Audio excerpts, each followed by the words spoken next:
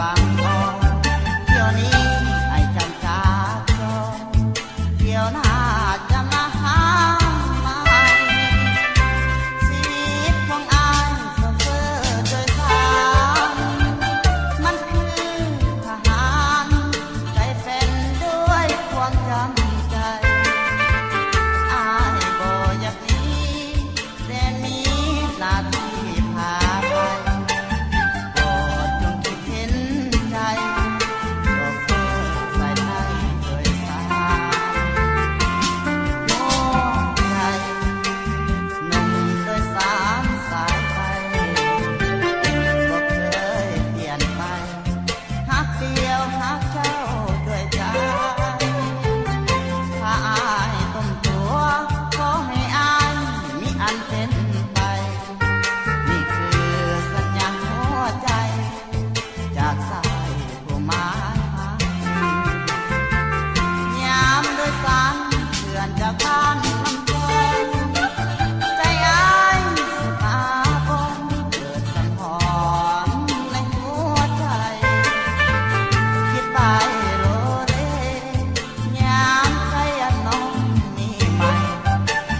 นี่คือความห่วงใยจากหนุ่มชายไทยโดยสาร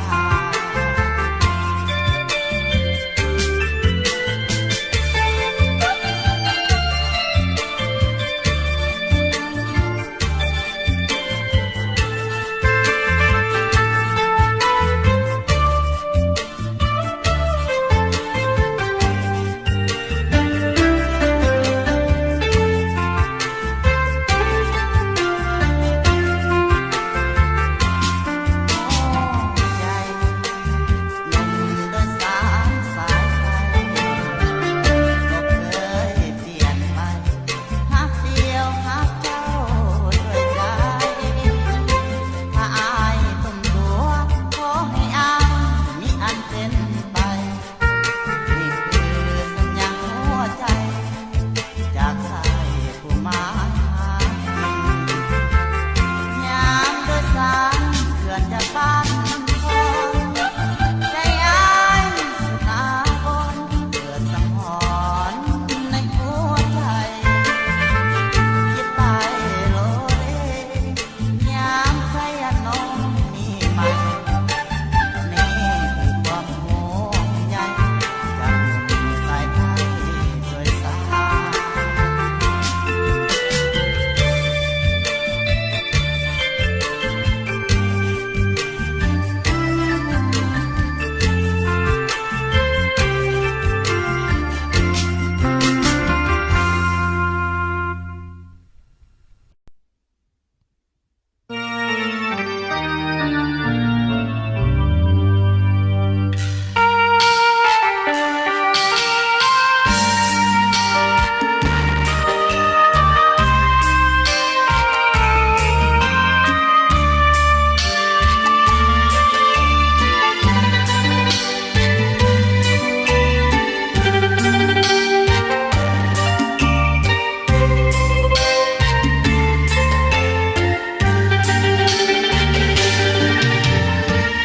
เมื่อความรักนั้นตันด้วยกำแพ